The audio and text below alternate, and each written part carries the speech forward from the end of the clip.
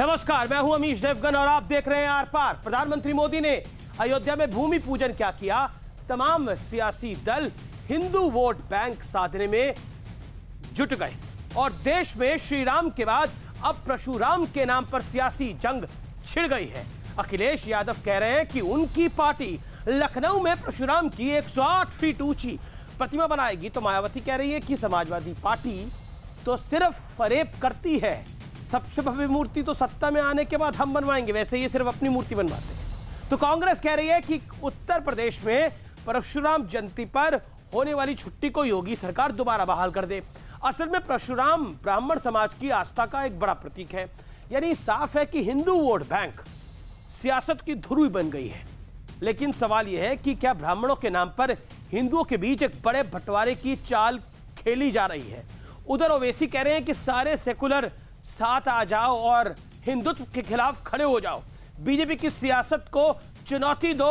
उधर मंदिर के मुद्दे पर कुछ लोगों का शर्मनाक चेहरा सामने आ गया है। आज हम उन्हें आर पार में एक्सपोज करेंगे। तो आज इसी पर होगी देश की सबसे बड़ी बहस, राम परशुराम और सेकुलर घमासान।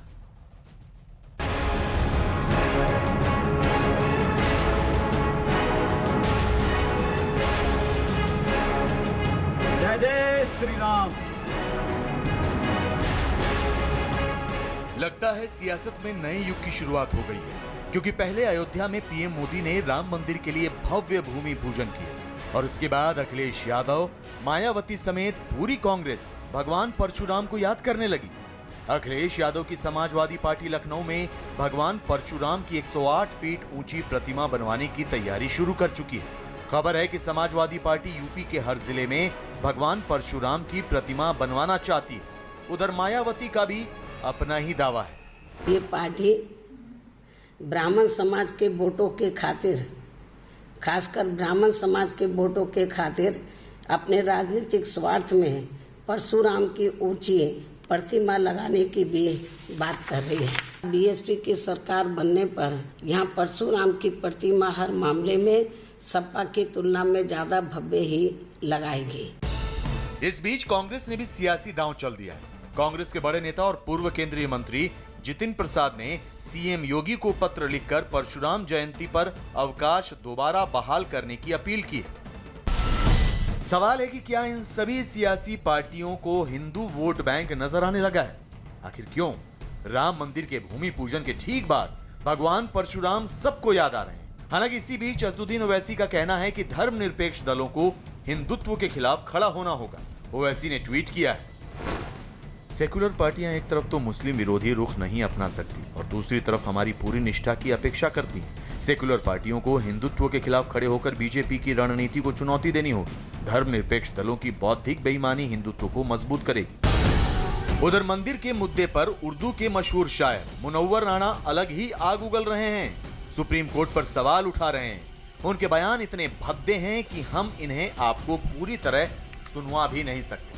रंजन गोगोई साहब ने वहां से निकल के फौरन अचानक सुबह होगी और राज्यसभा की मेंबरी हासिल कर ली कि इतनी बड़ी नाइंसाफी और इतने कम दाम में, जितने कम दाम में नहीं बिकती हैं, जस्टिस ऑफ इंडिया वहां से निकलता है और जाकर राज्यसभा की एक मेंबरी जो 50 लाख में, 1 करोड़ में, 2 करोड़ में, 5 करोड़ में मिलती है, उसमें जाकर बिक गया।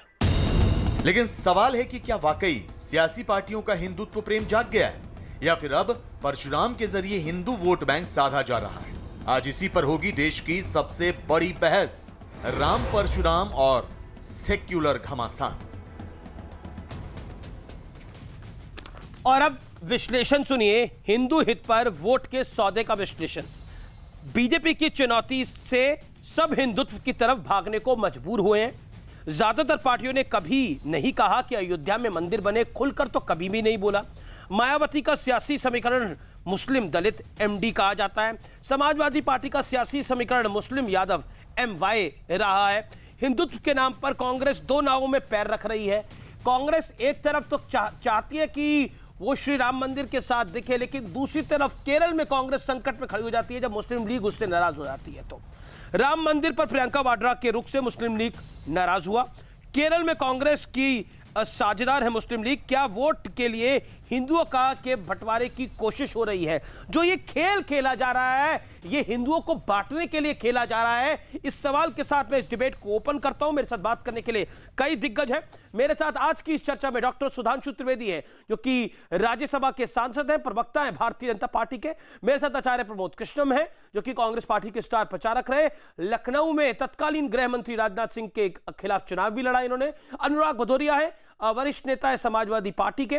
मेरे साथ तस्लीम रहमानी है, अध्यक्ष एमपीसीआई के हैं, एसडीपीआई के साथ भी जुड़े हुए हैं, सेकुलर ब्रिगेड का बड़ा चेहरा माने जाते हैं। मेरे साथ सतीश प्रकाश है, बीएसपी के समर्थक है। मेरे साथ मनोहर राणा साहब की, जो कि बड़े बहुत बढ़िया शायर है, उनकी बेटी हैं सुरैया राणा, वो भी इस चर्चा में जुड़ रही है। मैं सबसे पहले इस डिबेट की शुरुआत करता हूं। आखिरकार तस्लीम रहमानी, मैं शुरुआत आपसे करता हूं। मेरी उम्मीद है कि सब लोग सुनेंगे और 40-40 सेकंड में सब अपनी बात को रख ले। तस्लीम रहमानी, सब पार्टियों को हो क्या गया है? कोई राम की बात कर रहा है, कोई परशुराम की बात कर रहा है, कोई कह रहा है कि हम मूर्ति बना देंगे। हो क्या गया है? सेकुलर जमात जो पूरी की पूरी थी, वो राम मंदिर बनने के बाद उन्हें झटका लग गया है, या उन्हें लग गया है कि कहानी किस तरफ है? जो हिंदू हित की बात करेगा वही देश पे राज करेगा। जो बीजेपी का नारा था, अब ये सबका नारा हो गया है। Samajwadi party, BSP, Congress. आपने बहुत अच्छा मुद्दा आज उठाया है अमीश देवगन। आपको अगर याद हो, आपने देखा हो, 5 अगस्त को ही शाम को मैंने अपने सोशल मीडिया की एक स्पीच में ये कहा था कि इस देश में अगली राजनीति करने के लिए क्या लाइन्स होंगी, क्या खतूत होंगे, वो आज 5 अगस्त को तय हो गया है।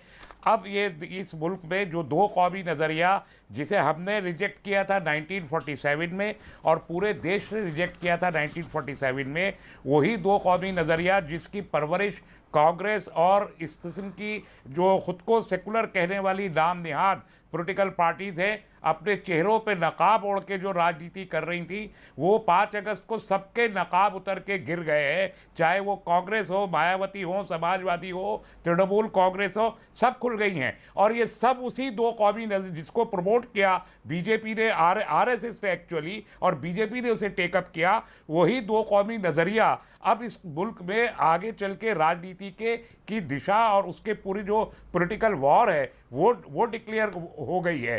अब हमें ये देखना होगा कि बीजेपी जहां हिंदू और मुसलमान की सियासत करके 2 कौमें में इस देश को बांटना चाहती है, वहां मुसलमानों की जो राजनीति है, दलितों के, ट्राइबल के और ओबीसीज के साथ मिलके वो इन तमाम जो ये पॉलिटिकल आउटफिट है, जिनके चेहरों से नकाब उतरे, या तो वो बीजेपी के साथ आके खड़े होंगे, उनके एलाई बनेंगे। और लोगों ने कांग्रेस की स्थिति तो बड़ी घनघोर है।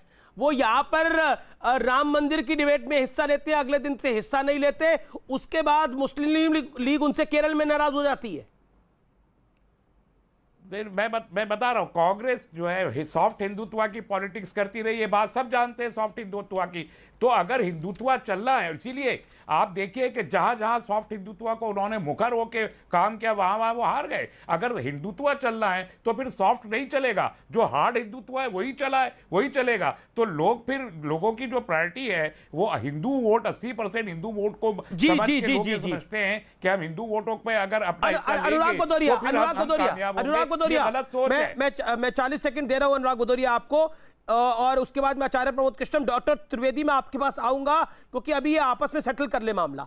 अनुराग Bhadauria, now it is interesting, जिन्होंने कार सेवकों पे गोली चलाई वो भी श्री राम के भक्त हो लिए, और अब तो आप परशुराम की सबसे ऊंची मूर्ति बनाना चाहते हैं, बीएसपी के साथ प्रतिस्पर्धा में है।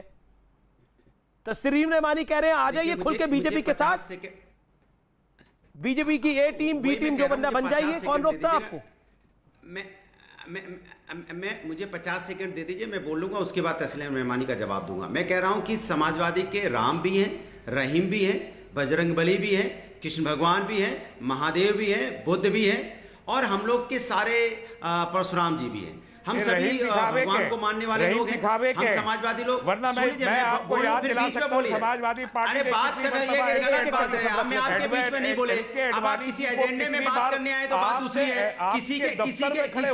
किसी के एजेंडे में बात करने आए, किसी का पक्ष लेके आए, कहीं सेटिंग करके आए तो बात दूसरी है। मुझे बात करने दीजिए। मैं आपके बीच में नहीं बोला, मैं आपके बीच में नहीं बोला, मुझे बात करने दीजिए। आप ये एजेंडा मत चलाइए, मुझे बात करने दीजिए। लोहिया जी के जन्म दिवस पे, लोहिया जी के जन्म दिवस पे आपने अपने पार्टी के ऑफिस में खड़े होकर मुलायम सिंह यादव जी ने कहा कि एलके अडवाणी से ज्यादा बड़ा लीडर मैंने नहीं देखा। और एलके अडवाणी का क्या हाल है, सब बीजेपी से सेटिंग करके आते हैं। एलके अडवाणी ने ही बीजेपी से राजनीति को बीजेपी से सेटर है लोग, ये सेटर है बीजेपी से। अरे मैं बीजेपी से सेटिंग करके आ रहे हैं। मुझे दुनिया देख रही है, वो दुनिया देख रही है। आपके कहने से फर्क नहीं पड़ता, दुनिया को पता है कौन आपको मैंने बोलने दिया, आप मुझे बोलने दीजिए। मैं जब बोलूंगा तब आप बोलिएगा। हमने अपनी बात पूरी कही नहीं, बीच में टोक पड़े। लेकिन इसके मतलब आपके दिल में काला है। मैं कह रहा हूं 1990 में नहीं, मैंने जब नेताजी ने बोला था, क्या दुर्दशा थी उनकी 1990 में। अरे मेरी बात सुनिए ना यार, नेताजी ने बोला था, आपने बुला लिया अडवाणी जी को, किस आदमी को बुला लिया नेताजी ने पार्लियामेंट में भी खड़े होकर बोला। अरे चुप रहो भाई, मुझे बोलने दो भाई, इसको बोलो चुप करने के लिए। आशीर्वाद भी दिया। अरे चुप हो जाओ भाई, मेरे गुरु चुप हो जाओ। अब एक्सपोज होने का नंबर है आप लोगों अरे किस अरे यार अमीश जी बोलने दो यार, किसको बुला लिया यार? ये सिर्फ सेटर को बुला तरीका नहीं है, कैसे होगी? वो भी वरिष्ठ आदमी है, वो अपनी बात ये बोलने नहीं दे रहे यार। आप भी रखिए। अरे तो वरिष्ठ आदमी बोले क्यों नहीं देंगे? मैंने इनका सम्मान किया, मैंने इनके बीच में नहीं बोला, मुझे बोलने देंगे कि नहीं बोलने देंगे? आप भी बोलिए, Tasleem Rabbani, allow him to make his point. लेकिन देखिए, जब आप कहते हैं ना आपके राम भी है, रहीम भी है, परशुराम भी है, तब मुझे फिर वो भरत साहब का बयान याद आता है जिन्होंने श्री राम के बारे में क्या बोला था। अरे मेरे अपनी मुझे एसटी हसन के बयान याद आते हैं ना। मैं आप सुनिए, उन्होंने बोला कि अदालत से जबरन फैसला करा दिया इन लोगों ने, ये बोला था। तो फिर आपका सांसद सही बोल रहा है कि आप सही बोल रहे हैं? आप लोग दोनों राम में पैर रखना चाहते हैं। आप मुसलमान का वोट भी चाहते हैं, आप हिंदू का वोट भी चाहते हैं, आप दोनों खेल खेलना चाहते हैं। एक कहता है परशुराम की मूर्ति बनाऊंगा, तो दूसरा कहता है ये फैसला गलत था। तो दीजिए अमीश जी, आप भी नहीं बोलने दोगे, रहमानी जी भी नहीं बोलने देंगे, तो बुलाया किस लिए यार? कमाल है भाई, आपने 50 सेकंड बोला था, बोलने देंगे। कमाल तो आप कर रहे हैं, बोलिए 30 सेकंड। अरे बोलने तो दो मुझे। हाँ, मैंने कहा कि 1990 में नेताजी ने बोला था, क्या दुर्दशा उनकी थी कि ये जो राम मंदिर है, राम के हम भी मानने वाले हैं, न्यायपालिका इसका तय करेगी कि राम मंदिर यहां बनेगा। अल्टीमेट 30 साल तक भारतीय जनता पार्टी ने राम के नाम पे राजनीति की, वही 2020 में 30 साल बाद न्यायपालिका की बात को बीजेपी ने माना, हमने माना, सभी ने माना। फिर हमें पूछना चाहता हूं, भारतीय जनता पार्टी ने 30 साल तक राज क्यों किया? यही दुर्दशा थी नेताजी की, जिन्होंने बोला था चाइना हमारा दुश्मन नंबर 1 है। वही आज बीजेपी मान रही कि नहीं, हाँ चाइना पर डिबेट नहीं हो रही, आज राम परशुराम पर डिबेट है। और तस्लीम रबानी जी ने पॉइंट उठाया, वो बड़ा महत्वपूर्ण पॉइंट है। और एक सेकंड, मैं अब मेरे को डॉक्टर सुधांशु त्रिवेदी और आचार्य प्रमोद कृष्ण को चर्चा में लाना पड़ेगा। Hold on, you made your point now. BJP ने वही माना, हमने हो गया। आपने बोली अपनी बात। हम समाज डॉक्टर सुधांशु त्रिवेदी, हज भी बनवाते हैं। आपने नारा दिया था हज भी बनवाते हैं, अच्छे दिन आने वाले हैं 2014 में। Hold on Anurag, audio is down now. Anurag please hold on. आपने नारा दिया था अच्छे दिन आने वाले हैं, फिर आपने नारा दिया 2019 में मोदी जी फिर आने वाले हैं। लेकिन यह नारा आपने कब दिया था कि आपके राम नाम पर ये सब काम पे लगने वाले हैं? ये नारा तो नहीं था आपका? अमीश जी, 2014 में सबका साथ सबका विकास, 2019 में था सब, मोदी जी ने नारा दिया था सबका साथ सबका विकास सबका विश्वास। और आप देखिए विश्वास कैसा बदला है। एक नारा एक जमाने में यह भी था ना, जब सपा बसपा मिले थे 1993 में, कि मिले मुलायम काशीराम, हवा में उड़ गए जय श्री राम।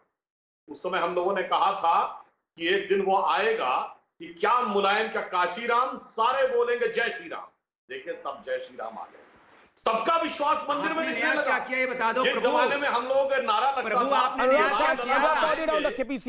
राम लला हम आएंगे मंदिर वहीं बनाएंगे, तब आचार्य प्रमोद कृष्ण जी सरीखिया ने लोग पूछते थे तारीख नहीं बताएंगे। और जब तारीख आई अमीश जी, तो देखिए क्या हो गया, सारे कहने लगे सबका विश्वास ऐसा प्रभु श्री राम में आके जमा, सब कहने लगे राम लला हम आएंगे मंदिर भव्य बनाएंगे और मूर्ति भी बनवाएंगे। आप देखिए कैसे कैसे नारे बदल रहे हैं। इसलिए मैं कह रहा हूं, ये सारे देश की जनता ने सबको देखा है, सबकी करतूतें क्या थी, सबके कृतित्व क्या थे, धर्म को लेकर सबका आचरण। यहां धर्म का मेरा तात्पर्य भारतीय संस्कृति और उसके प्रति निष्ठा से है। और उसके बाद कैसे पॉलिटिकल पैतरेबाजी।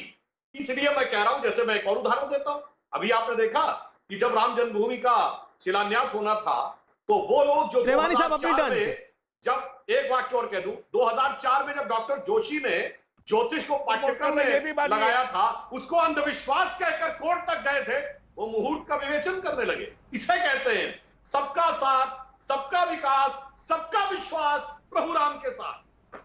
जी, सबका विश्वास नहीं है, सबका विश्वास नहीं है। इस मुल्क में मुसलमान भी रहते हैं, क्रिश्चियन भी रहते हैं, बुद्धिस्ट भी रहते हैं, जैनी भी रहते हैं। उन सबके विश्वास को आप खुद नकारा गया, आपकी बात से नकारा गया। नहीं, आप बताइए, इस मुल्क में मुसलमानों का विश्वास उस बात पे नहीं है, दोनों टू नेशन थ्योरी पे जिसकी आप बात कर रहे हैं, जिसे आप प्रमोट कर रहे हैं। इस मुल्क के ईसाइयों का, सिखों का, जैनों का, बुद्धिस्ट का टू नेशन थ्योरी पे, हिंदू एंड नॉन हिंदू पे कोई विश्वास नहीं है। हम यहां पर संविधान पे विश्वास रखते हैं। किसी धार्मिक इकाई पे विश्वास करके ये देश नहीं चल सकता। आप गलतफहमी का शिकार हैं। तो उसी संविधान के दायरे में सुप्रीम कोर्ट आता है, उसी सुप्रीम कोर्ट के निर्णय से ये राम मंदिर बन रहा है। सुधांशु को जवाब हो जाए एक लाइन में, तस्लीम जी, एक लाइन में। आपने कहा सबका विश्वास नहीं है, तो शिया वक्फ बोर्ड ने तो ओपन समर्थन किया। ये कल्पना हो सकती थी 30 साल पहले, 2 साल पहले 300 मुस्लिम वक्फ बोर्ड सरकारी इदारा है, वक्फ बोर्ड तो सरकारी इदारा है। कोई मुस्लिम बीजेपी सरकार के अंडर में राम मंदिर के लिए आप वक्फ बोर्ड को क्यों आप तस्लीम रमानी सबके बीच में नहीं बोल सकते ना। आप अनुराग के बीच में भी बोले, वो शांत रहे। एक एक करके अपनी बात सुन लेना। बोर्ड को कैसे कोट कर सकते हैं? वक्फ बोर्ड एक गवर्नमेंट की स्टैट्यूटरी रहमानी साहब, आपको अपनी बात रखने का हक है, लेकिन आप दूसरे के बीच में मत बोलिए। आप शिष्टाचार को फॉलो करिए तो बेहतर है। सुधांशु जी अपनी बात को रख लें, फिर आप अपनी बात को रखिएगा। आचार्य जी भी इंतजार कर रहे हैं, जिनकी पार्टी भी बड़ी है, जिसका कुछ स्टेक भी है देश में। सुन्नी 2 बड़े सेक्ट हैं मुस्लिम्स के। शिया वक्फ बोर्ड ने क्लियर कट कह दिया था बहुत पहले ही कि जमीन दे देनी चाहिए। 2 साल पहले 300 मुस्लिम कार सेवक अयोध्या गए थे।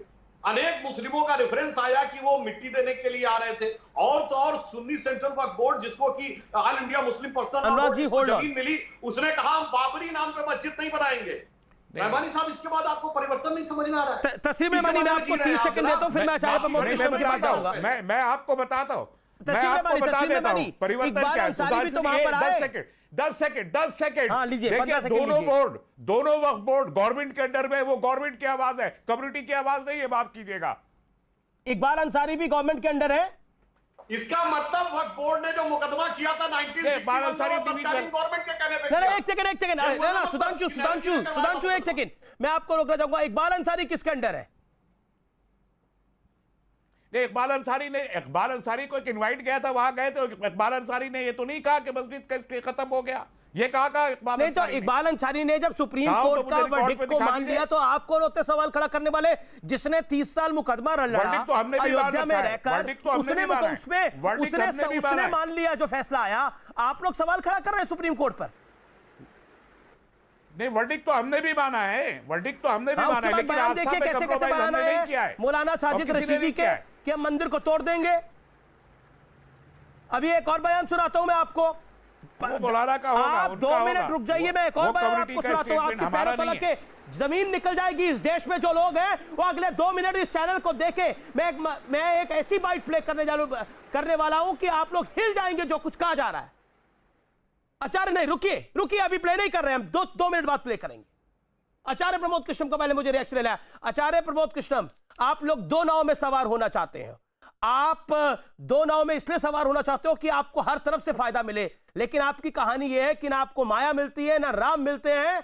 आपकी कहानी सरयू जैसी हो जाती है कि सरयू में फिर डूबना पड़ता है। देखिए अमीश देवगन जी, माया तो हमें चाहिए नहीं, वो तो बीजेपी को चाहिए, लेकिन हमें राम जरूर है हमारे यहाँ।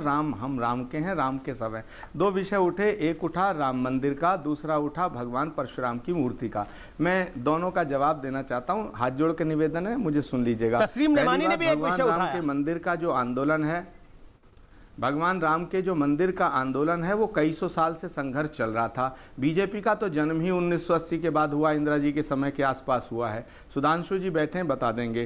तो उससे पहले आंदोलन जो था वो इस देश की जनता ने चलाया, संघर्ष इस देश की जनता ने किया, संत महात्माओं ने किया, और अब भगवान राम का मंदिर सुप्रीम कोर्ट के आदेश से बन रहा है। ये विषय अब समाप्त हुआ। दूसरा विषय भगवान परशुराम जी का। भगवान परशुराम की मूर्ति कोई लगाओ, हम सबका स्वागत करते हैं, लेकिन सवाल भगवान भगवान परशुराम की प्रतिमा लगाने का नहीं है। अब यहाँ सवाल भगवान परशुराम के नाम का अस्पताल बनाने का नहीं है, सवाल भगवान परशुराम की मूर्ति और जो प्रतिमा लगा रहे हैं और जो अस्पताल बनाने की बात कर रहे हैं वो पॉलिटिसाइज कर रहे हैं इसको, वो राजनीतिक फायदा ले रहे हैं। हमारा स्पष्ट मत है कि उत्तर प्रदेश के अंदर बीजेपी की सरकार में ब्राह्मणों का शोषण हो रहा है, ब्राह्मणों को अपमानित किया जा रहा है, ब्राह्मणों को दर्द दिया जा रहा है, ब्राह्मणों के बच्चों को घर से उठा हिंदुओं को के डिवाइड करना चाहते हैं। अब आपका नेक्स्ट एम ये है कि हिंदुओं को डिवाइड किया जाए, ब्राह्मण ठाकुर के नाम पर, क्षत्रिय के नाम पर। हिंदू आप तो ऐसे कह रहे हैं जैसे जातियों के नाम पे आरक्षण नहीं दिया जाता क्या? तो ये हिंदुओं का डिवीजन है क्या? है सुप्रीम कोर्ट के फैसले को मोदी सरकार जी ने बदला तो क्या डिवीजन है? अरे ब्राह्मणों को भी अधिकार है। राम पे काम नहीं बना तो परशुराम पे आ गए। एक सेकेंड, अब आपका श्री राम पे काम नहीं बना तो श्री परशुराम पर आ गए आप। अच्छा, और आप जो इतनी बड़ी बड़ी बातें कर रहे हैं आचार्य जी, आप ही के एक सांसद को कोट करता हूं मैं। सुन लीजिए, टीएन प्रतापन। आपने सुधांशु त्रिवेदी को नहीं टोका, मैंने सबको टोका, त्रिवेदी को नहीं टोका, मैंने सबको टोका आचार्य जी, मैंने सबको टोका। 40 मिनट नहीं दे सकते आप? मुझे 40 सेकंड नहीं दे सकते? 1 मिनट और दे दूंगा। सेकंड नहीं दे सकते? सुन लीजिए सवाल, आचार्य सवाल सुनिए पहले। मेरी बात पूरी, मैं आपकी पूरी डिबेट में आपकी सुनूंगा, मेरी पूरी बात हो जाने दो। सुधांशु त्रिवेदी जी क्यों नहीं टोकते आप? बीजेपी के किसी प्रवक्ता को नहीं टोकते? बीजेपी का तो एक ही प्रवक्ता है। 10 सेकंड दे दीजिएगा मुझे। नहीं, सबको मैंने सुना, मुझे एक ही बारी बोला, आप लोग सब 3-3 बारी बोले। एक सेकंड आचार्य जी, सवाल सुन लीजिए। केरल के सांसद है टीएन प्रतापन, सवाल क्यों? उन्होंने क्या कहा?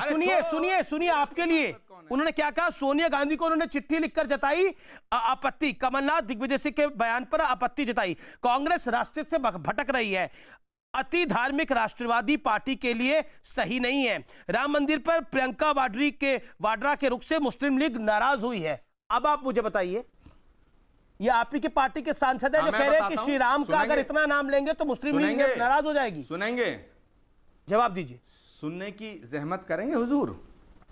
मैं ये कहना चाहता हूं कि विषय परशुराम जी की मूर्ति लगाना नहीं है, विषय परशुराम जी के नाम पे अस्पताल बनाना नहीं है। विषय है उत्तर प्रदेश का ब्राह्मण अपने को अपमानित कर रहा है। जो भी राजनीतिक पार्टी उत्तर प्रदेश के होने वाले मुख्यमंत्री के रूप में ब्राह्मण को प्रस्तुत करेगी, उत्तर प्रदेश का ब्राह्मण उसका समर्थन करेगा। मैं डंके की चोट पे कह रहा हूं, सुधांशु जी की पार्टी कर दे, समाजवादी पार्टी कर दे, बहुजन समाज पार्टी कर दे, कांग्रेस पार्टी कर दे या कोई और कर दे, ब्राह्मण उसका समर्थन करेगा जो उत्तर प्रदेश में मुख्यमंत्री का चेहरा ब्राह्मण रखेगा।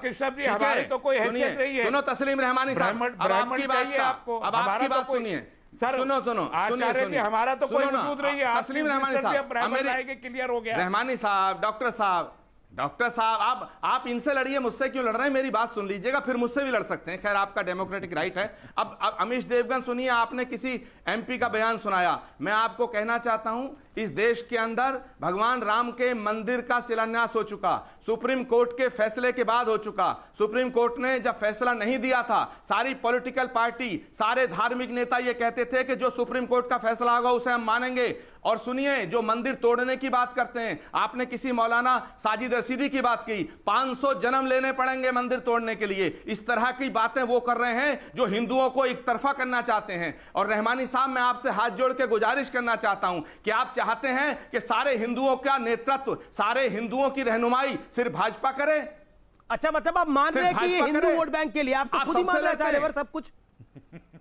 यस, आप मेरी बात मान रहे हैं, मेरी ही बात कह रहे हैं। 1.5 मिनट का समय नहीं होता, लेकिन इस देश के अंदर शरीक हो गए दो कौमी नजरिए को प्रमोट करने में। आचार्य जी, आप शरीक हो गए उस टू नेशन थ्योरी को प्रमोट करने में। यही कह रहे हैं जिसके हम मुखालफत कर रहे थे। नहीं, कैसे शरीक हो गए? कैसे शरीक? बताइए कैसे शरीक हो गए? कैसे? आप बताइए, आप बताइए, आप बताइए कैसे शरीक हो गए? आप कह रहे हैं कि ब्राह्मण, आपको ब्राह्मण प्रधानमंत्री चाहिए, आपको ब्राह्मण यूपी।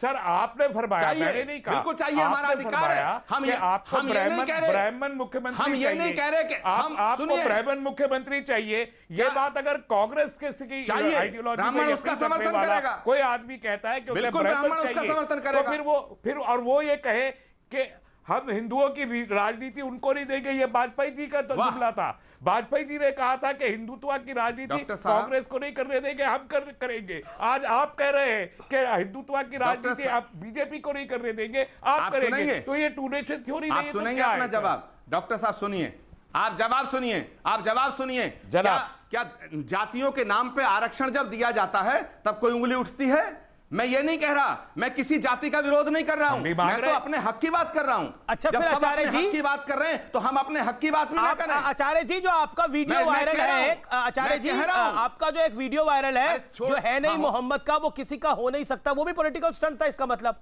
अब ये परशुराम भी पॉलिटिकल स्टंट है? नहीं, गलत, गलत, फिर गलत, नहीं तो फिर दोनों नाव में पैर कैसे हो सकता है? एक तरफ आप मुस्लिम लीग को भी रखना चाहते हैं, एक तरफ आप परशुराम को भी रखना चाहते हैं, बंद कमरे में मुसलमानों की पार्टी भी बन जाते हैं। राहुल गांधी से लेकर आचार्य प्रमोद कृष्णम तक कहानी क्या है? क्या पैगंबर मोहम्मद सिर्फ मुस्लिम लीग के हैं? क्या भगवान राम सिर्फ हिंदुओं के हैं? मैं कहना चाहता हूं भगवान राम जितना हिंदुओं के उतना मुसलमानों के लिए वो उनका एहतराम होता है, और पैगंबर मोहम्मद जितना मुसलमानों के उतना हम एहतराम करते हैं। बात को रखा, जो व्यक्ति जो मुसलमान राम का एहतराम ना करे वो हिंदुस्तान का मुसलमान नहीं हो सकता, और जो पैगंबर का एहतराम ना करे वो सच्चा हिंदू नहीं हो सकता। हिंदू और मुसलमान दोनों इस देश के स्तंभ हैं। क्या बात करते हैं आप कम्युनल बात करते हैं, डिवीजन आप करना चाहते हैं, मैं नहीं करना चाहता। बिल्कुल सही बात है, हिंदुओं में डिवाइड क्रिएट करें आप, कम्युनल बात करें अमीश देवगन। बहुत बढ़िया सर, बहुत बढ़िया। परशुराम जयंती के सहारे आप बोले कि ब्राह्मण आपको सीएम चाहिए, हिंदू में डिवाइड आप क्रिएट करें, कम्युनल बात मैं कर रहा हूं। वाह, आपको प्रॉब्लम क्या है? एक सांसद कहे कि मुस्लिम लीग को खुश करना चाहिए, प्रियंका वाड्रा चिट्ठी लिखे श्री राम के नाम पर, कम्युनल बात मैं कर रहा हूं।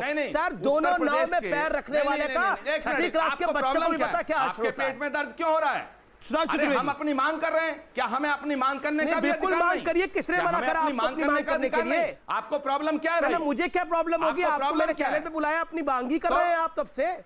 सुधांशु जी, तो मैं तो मांग कर रहा हूं। पहली बात तो मैं कहना चाहूंगा, आचार्य जी ने बताएं सुधांशु जी।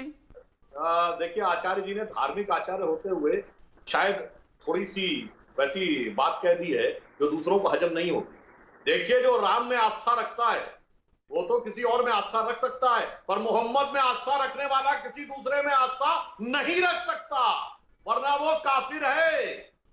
ना हो तो तस्लीम रहमानी से पूछ लीजिए। इसलिए जो शिक्षाएं दी जाती हैं ये एक तरफा है, मान्यवर, ये दो तरफा नहीं है, ये दो तरफा नहीं है। आप गलत कह रहे हैं सुधांशु जी। मोहम्मद साहब के आपको इमामे हिंद कहना बंद करिए। जिस दिन राम मंदिर का निर्माण हो रहा था आप पहला दिन कह रहे थे, और सुधांशु त्रिवेदी उस डिबेट में थे। जवाब मिल गया। आपका प्रवक्ता कहता है, आपका प्रवक्ता कहता है मैं अल्लाह को नहीं मानता, आपका प्रवक्ता कहता है डिबेट में खड़े होकर मैं अल्लाह को नहीं मानता। हम एहतराम करते हैं भगवान रामचंद्र जी का, हम अपने प्रोफेट मोहम्मद रामचंद्र जी का भी करते, क्यों नहीं करते? अरे हमारे शायर इमामुल हिंद कहते हैं, आप गलत कह रहे हैं। ये बात ही इसीलिए मैंने कहा कि आप नफरत फैलाना चाहते हैं, आप नफरत फैलाते हैं इस किस्म की बातें करके। अरे सीधा जवाब दीजिए मान्यवर। भगवान तो अरे भगवान तो हम पैगंबर सल्लल्लाहु अलैहि वसल्लम को भी नहीं मानते, हम तो पैगंबर सल्लल्लाहु अलैहि वसल्लम को भी भगवान नहीं मानते, भगवान तो मोहम्मद सल्लल्लाहु अलैहि वसल्लम को भी नहीं मानते हम। अरे तो भगवान का दूत मानते हैं, भगवान का अवतार मानते हैं, भगवान राम को बोलिए हाँ या ना, बोलिए। वही हम रामचंद्र जी को भी मानते हैं, वही हम रामचंद्र जी को भी मानते हैं। नहीं, हम कह रहे हैं आप भगवान वैसे ही दूत मानते हैं, अवतार मानते हैं, तो मैं आपसे कोई बहस नहीं करूंगा। अवतार मानते हैं रामचंद्र जी को भी, रामचंद्र जी को भी मानते हैं, और मोहम्मद सल्लल्लाहु अलैहि वसल्लम को भी। भगवान नहीं मानते दोनों को। नहीं, मैं कह रहा हूं भगवान का अवतार है हमारे यहां भी भगवान राम, भगवान का अवतार मानते हैं कि नहीं, बोलिए हाँ या ना। जी हाँ, वही बिल्कुल मानते हैं, बिल्कुल मानते हैं। कृष्ण जी को भी मानते हैं, अवतार मानते हैं, तब मुझे कोई समस्या नहीं है, तब मुझे कोई समस्या नहीं है। यदि आप भगवान की समस्या दूसरों की नहीं है, समस्या आचार्य जी अपनी टर्न पे आप 5 मिनट बोल लिए। वही है, वही मसला है, और इसीलिए आपको क्रिटिसाइज रहमानी साहब सबके बीच में बोलते आपको क्या मिलता है? आप सुधांशु को 30 सेकंड तो सुन लीजिए। देखिए यहाँ पर 4 उनके खिलाफ है, फिर भी वो बात सुन रहे हैं। Let Sudhanshu reply. ये तरीका ठीक नहीं है बिल्कुल। अपने अपने टर्न पे बोलिए ना, बीच में क्यों बोलने लगते? तो अब तस्लीम रहमानी साहब, मैं इस्लामी मामलों में बात करेंगे तो क्या करेंगे? अब आप बताइए, इस्लाम के अनुसार मेरी भी आस्था को आप डिफाइन करेंगे, भगवान का दूत हो सकता है, बोलिए हाँ या ना। अरे 1,24,000 है, 1,24,000 है, 1,24,000 24,000 है, आप तस्वुर नहीं कर सकते। मानते हैं तो फिर कोई समस्या नहीं। आप तस्वुर ही नहीं कर सकते। सुधांशु जी, आप पढ़े लिखे आदमी, आपको मालूम है 1,24,000 पैगंबर आए हैं, जो अवतार है 1,24,000। वो 1,24,000 तो हमारे यहाँ भी बहुत सारे। आप आज की डेट में जो इस्लामिक मान्यता के बाहर वालों को अवतार मानते हैं कि नहीं, बोलिए। अरे सब मानते हैं, आज की डेट और कल की डेट। तो फिर काहे कह रहे थे काला दिन? तस्लीम नेमानी क्यों बोला काला दिन? ला इलाहा इल्लल्लाह मुहम्मद रसूलुल्लाह, उनके अलावा कोई नहीं हुआ है। इसलिए बोला कि रामचंद्र जी जैसे अवतार को इन्होंने पॉलिटिकल फिगर बना दिया, पॉलिटिकल आइडल बना दिया। इसलिए इन्होंने अपमानित किया भगवान रामचंद्र जी को, इसलिए बोलते हैं काला। आपने राजनीति की खून बहाया इस देश में। एक second, get me Tasleem Nemani. Then I am playing that bite, then मैं वो बाइट प्ले करने वाला हूं जिससे तूफान मचेगा। एक सेकंड, सुरैया राणा जी भी वेट कर रहे, सुमैया राणा जी भी वेट कर रही है। तस्लीम नेमानी, ऑडियो डाउन करिए राणा जी, तस्लीम नेमानी का। तस्लीम नेमानी, एक सेकंड। Sudhanshu hold on. देखिए, मैं ये तू मैं की बहस नहीं बनाना चाहता, सब अपनी बात को रखे अपने अपने टर्न के ऊपर। बीच में आप डिस्टर्ब कर रहे हैं। आप Tasleem Nemani, it is not a fair thing what you are doing. अभी आपने बोला कि आप भगवान राम को भगवान मानते हैं, अभी आपने बोली इस बात को, फिर काहे सुधांशु त्रिवेदी के साथ डिबेट में, अगले दिन संबित पात्रा के साथ डिबेट में आप काला। एक सेकंड, देखिए रहमानी साहब, सवाल सुन लीजिए, ये तरीका जायज नहीं है। क्या कह रहे थे काला दिन? क्यों बोला था काला दिन? क्यों ट्विटर पर इतना कुछ लिख रहे थे आप लोग? काला दिन बोला था भगवान राम का मंदिर बनना काला दिन, और आज कहते हो कि भगवान राम को मानते हैं। ये भगवान राम को मानना है, जब उसका भगवान राम का भव्य मंदिर का शिलान्यास होता है तो आप कहते हो कि वो काला दिन है। शर्म आनी चाहिए ऐसी पॉलिटिक्स में। और आप रोक नहीं सकते। हिस्टोरियन लिखेगा कि एक मस्जिद को शहीद, नहीं, हिस्टोरियन ने तो बहुत कुछ लिख दिया। हिस्टोरियंस ने तो औरंगजेब को भी बहुत कुछ लिख दिया। औरंगजेब क्या था वो दुनिया को पता है, गुरुओं के शीश काट दिए थे उसने। हिस्टोरियन की बात मत करिए, इस देश में कई फर्जी हिस्टोरियन घूम रहे हैं जिनका पर्दाफाश हुआ है।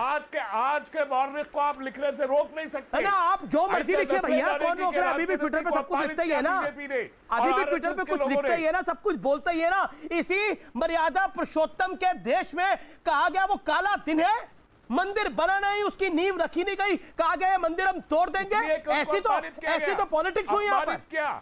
अपमानित किया रामचंद्र जी को। ओके, मैं वो बाइट प्ले कर रहा हूं, किसी को अपमानित नहीं किया। सुप्रीम कोर्ट के निर्णय के बाद ये सब कुछ हुआ। मैं प्ले करना चाहता हूं मशहूर शायर जिनको इतना सम्मान मिला भारत के अंदर, मनोहर राणा। उन्होंने क्या बोला है सुप्रीम कोर्ट के बारे में, चीफ जस्टिस ऑफ इंडिया के, former chief justice of India के बारे में सुनने वाला है, सुनिए। और कुछ शब्दों को हम बीप कर रहे हैं। रंजन गोगोई साहब ने वहां से निकल के फौरन अचानक सुबह होगी और राज्यसभा की मेंबरी हासिल कर ली। कि इतनी बड़ी नाइंसाफी और इतने कम दाम में, जितने कम दाम में नहीं बिकती हैं, जस्टिस ऑफ इंडिया वहां से निकलता है और जाकर राज्यसभा की एक मेंबरी जो 50 लाख में, 1 करोड़ में, 2 करोड़ में, 5 करोड़ में मिलती है, उसमें जाकर बिक गया। सुप्रीम कोर्ट के फैसले पर आपको यकीन नहीं है सुमैया राणा, क्यों? सुमैया जी।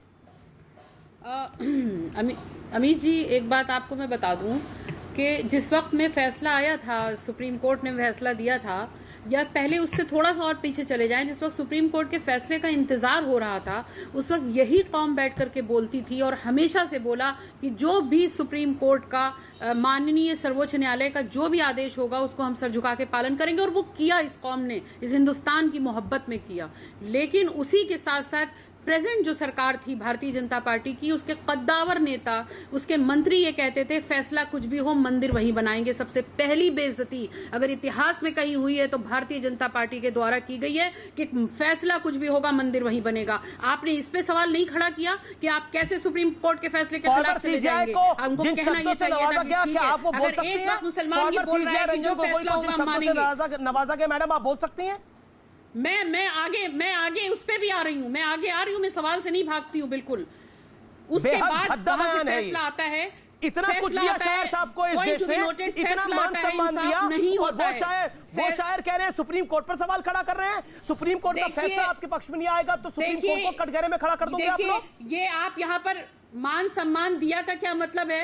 किसी चोर डकैत को मान सम्मान नहीं दिया, मान सम्मान वाले इंसान को मान सम्मान दिया देश तो क्या करा उन्होंने जो उन्होंने? कहा है, नहीं जो क्या किया करा? है, वो गंगा उनकी गंगा करतूत जमुनी पे दिया तहजीब गया पर है बहुत उनको कुछ लिखते सम्मान। थे, जब आप ये अमल नहीं करने बोल की बात आई तो सकते डब्बा कि गोल हो गया मुनव्वर राणा जो साहब का। कुछ सर्वोच्च न्यायालय ने इंसाफ नहीं किया है। सर्वोच्च न्यायालय ने अपना फैसला सुनाया और ये कहते हुए कि वहां इंसाफ के नहीं किया यहाँ की सर्वोच्च स्टेज न्यायालय के ने। इंसाफ क्या बहुसंख्यकों होता है की मैडम? भावनाओं पर मैडम, फैसला इंसाफ सुनाया क्या जा रहा था? है। कोर्ट्स में भावनाओं की इंसाफ कोई क्या कदर था? नहीं मैं होती, जानना कोई चाह रहा हूं, वैल्यू आपकी नहीं नजर में होती। इंसाफ क्या था? लेकिन फिर भी सर्वोच्च न्यायालय ने जो सर्वोच्च न्यायालय ने जो इंसाफ फैसला क्या था? सुनाया वो उनका क्या मतलब था, क्या था, वो सब जानते हैं अंदर ही अंदर। कोई बोल देता है आकर के कैमरा के सामने और कोई दिल ही दिल रह जाता है। लेकिन हमें खुशी है इस बात की कि गलत को गलत ठहराना ये एक बहादुर इंसान की पहचान होती है। और जब जब गलत होगा इस देश में, इस क्या देश के गलत हुआ वजूद है? में को बचाने के लिए और इस देश की एकता को बचाने के लिए हम बात करेंगे। हम तो एहतराम कर रहे थे तो क्या हो गया?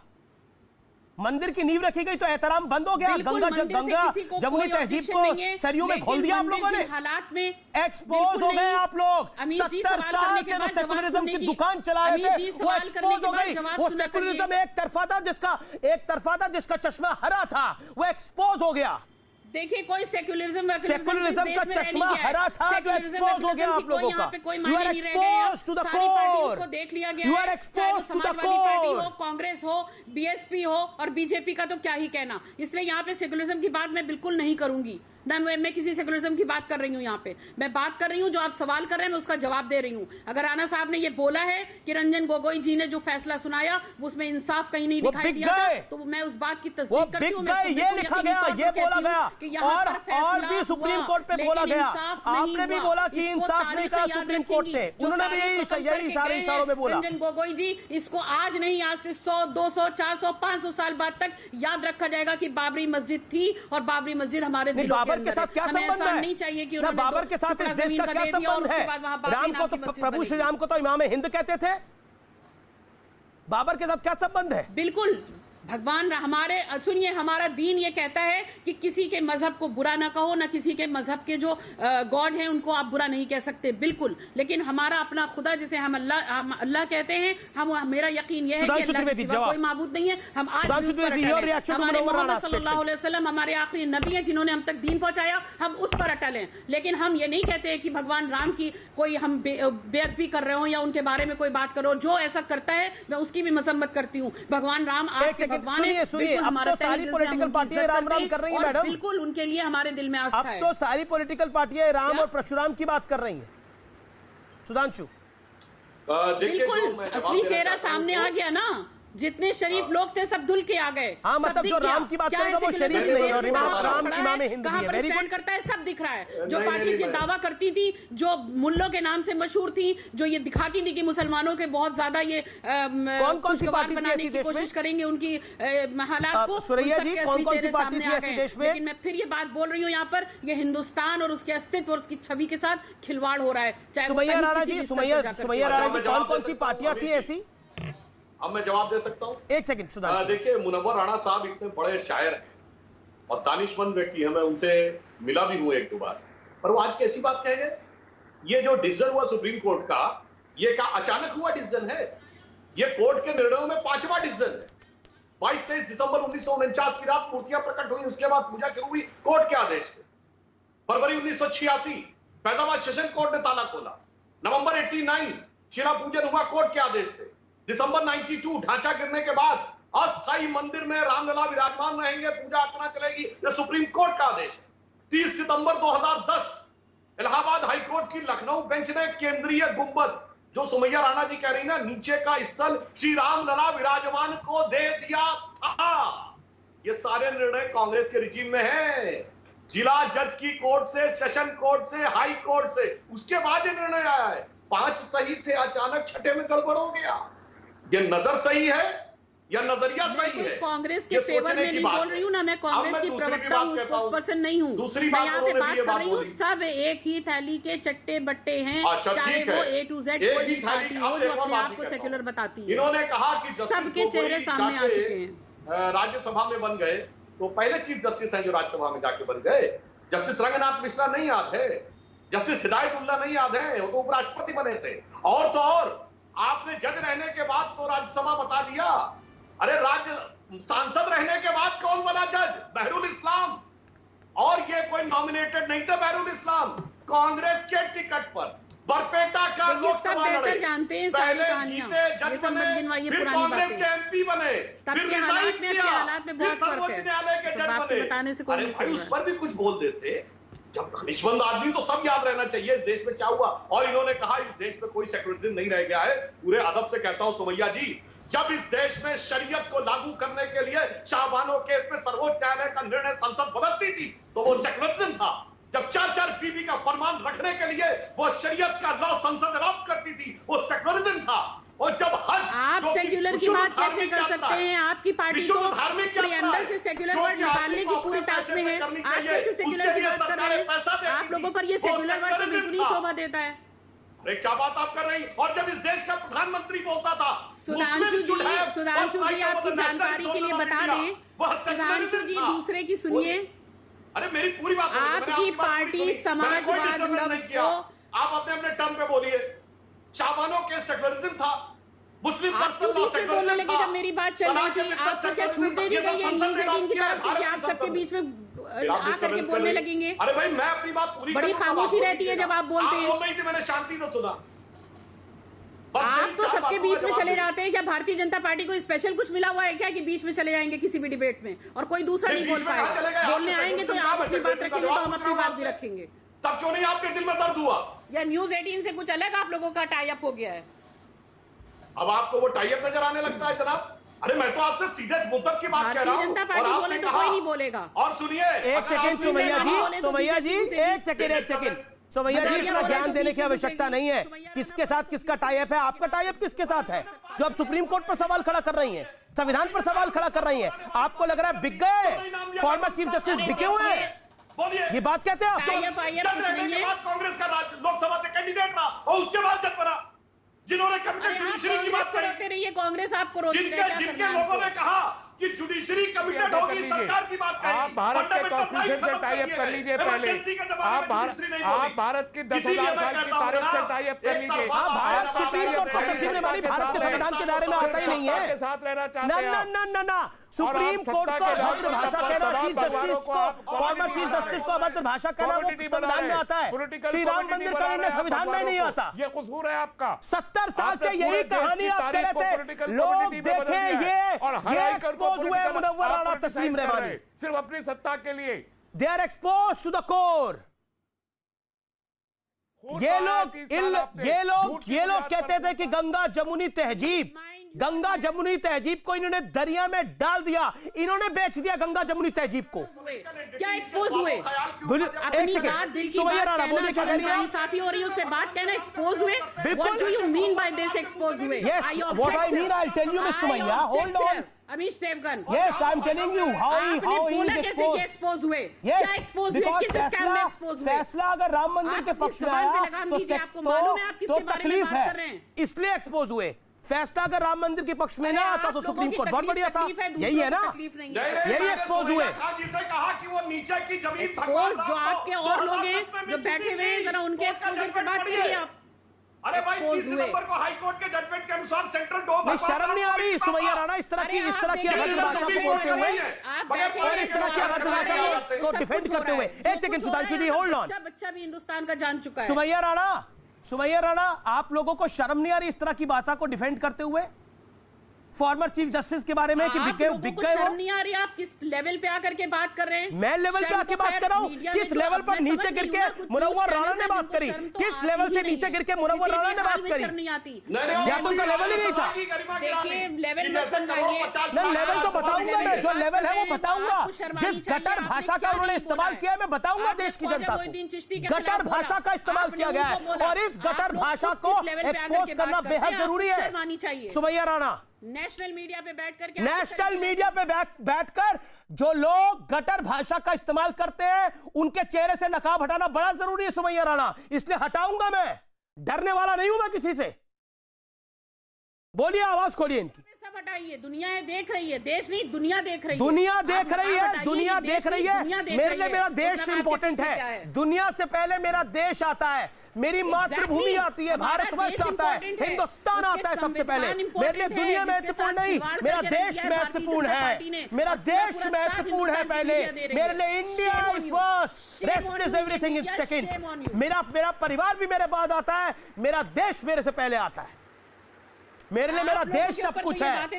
मैं दुनिया के लिए नहीं करता, अपने देश के लिए करता हूं, अपने देश के लिए।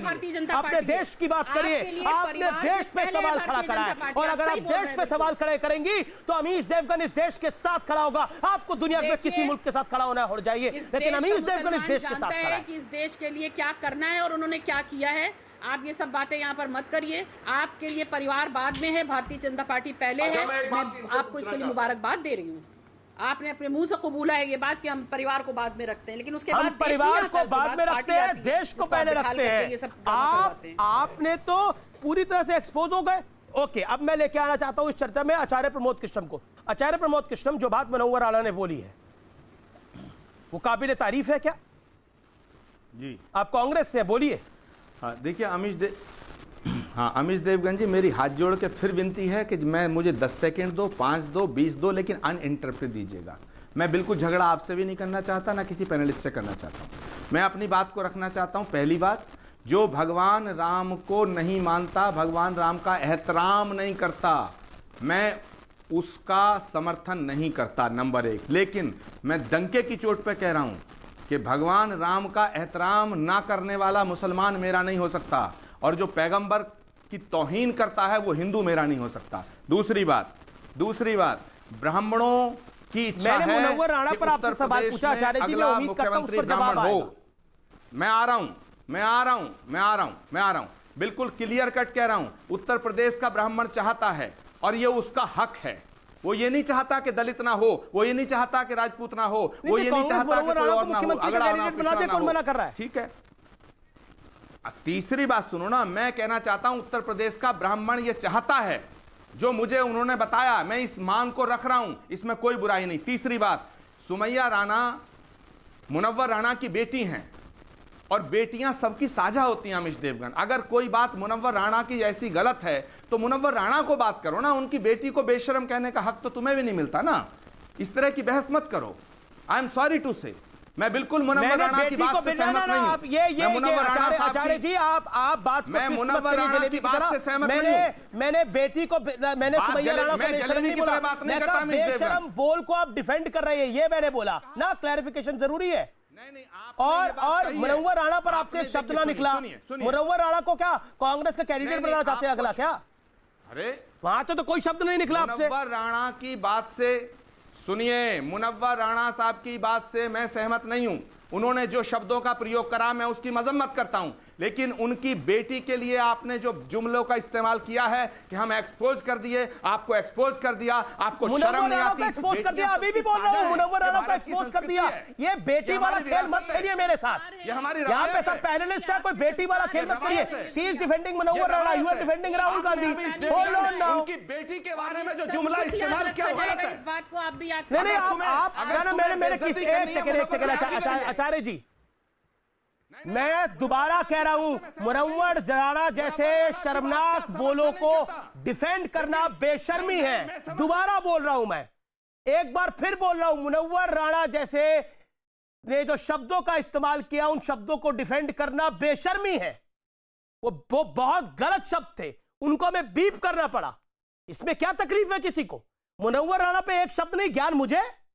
सुधांशु त्रिवेदी, डिबेट आगे बढ़ रही है। सुधांशु बोलिए। वो आचार्य आपने बोला, आचार्य जी, सुधांशु जी। आचार्य जी सिर्फ एक शब्द में कह दे, जो मुनव्वर राणा का बयान है वो शर्मनाक है या नहीं? डायलॉग मत बोलिए।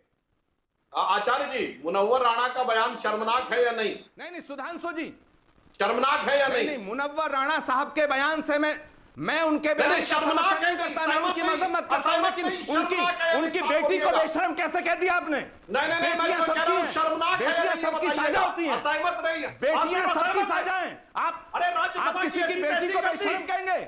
आप किसी की बेटी को बेशर्म कहेंगे? आप किसी की बेटी को बेशर्म कहेंगे? अरे सुधांशु जी, ये हमारी संस्कृति नहीं है। अरे ये हमारी संस्कृति नहीं है, ये हमारी संस्कृति नहीं है, ये हमारे ग्रंथों में नहीं है, ये हमारे एक सेकंड आचार्य जी, बीच में मत बोलिए सबके, ये तरीका ठीक नहीं है ना, ये भी बेशर्मी है अगर किसी के बीच में कोई बोलता है तो।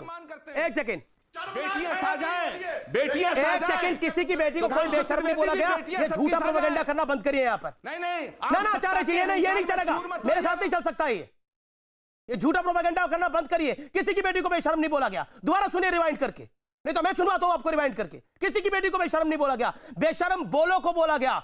जो बात मुनव्वर राणा ने बोली, सुप्रीम कोर्ट के फॉर्मर सीजेआई के बारे में बेशर्म बात बोली गई, उसको क्या मैं बोलूंगा, बहुत गरिमापूर्ण बात है वो, और आप इसको पूरा बेटी का एंगल, बेशर्मी का एंगल लेके जा रहे हो। ना किसी ने बोला ना किसी ने कहा, मैं दोबारा बोलता हूं, तो इसलिए मेरे साथ प्रोपेगेंडा मत करिएगा। एक पैनलिस्ट अभी तक डिबेट में भी नहीं आ पाए, अनुराग भदौरिया जी। देखिए, बड़ी जो बात मुनव्वर राणा ने बोली, यहाँ पे वो बेशर्म बात है कि नहीं है?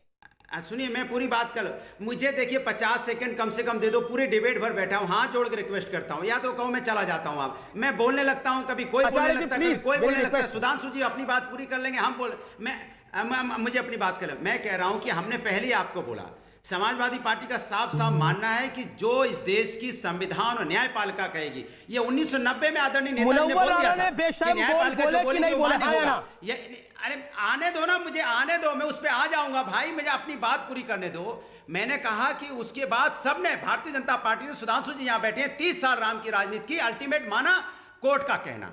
जहां तक मैं बार बार कह रहा हूं, कोई व्यक्ति हो, चाहे ये हम, मैं ब्रेक के लिए रुक रहा हूं, आप नहीं बोल पा रहे, मैं ब्रेक के लिए रुक रहा हूं, ब्रेक के बाद आता हूं। सतीश प्रकाश, माफी चाह रहा हूं, आपके पास मैं आना चाह रहा था। वेलकम बैक, आप देख रहे हैं आर पार, देश का सबसे बड़ा डिबेट शो। मेरे साथ आचार्य प्रमोद कृष्णम बने हुए हैं, मेरे साथ डॉक्टर सुधांशु त्रिवेदी। आचार्य प्रमोद कृष्णम, मैं आपके पास आता हूं और मैं आपसे जानना चाहता हूं, क्या आखिरकार आचार्य जी आवाज मिल रही है आपको? जी, आपको मिल रही मेरी आवाज? जी आचार्य जी, मैं बिल्कुल आपसे जानना चाहता हूं, क्या आपको लगता नहीं है जो मुनव्वर राणा साहब ने शब्द इस्तेमाल करे वो वाकई शर्मनाक शब्द है, और उनकी बेटी के बारे में कुछ नहीं कहा गया था, उनके बारे में कहा गया, शायद आपने सुना भी होगा ब्रेक के दौरान।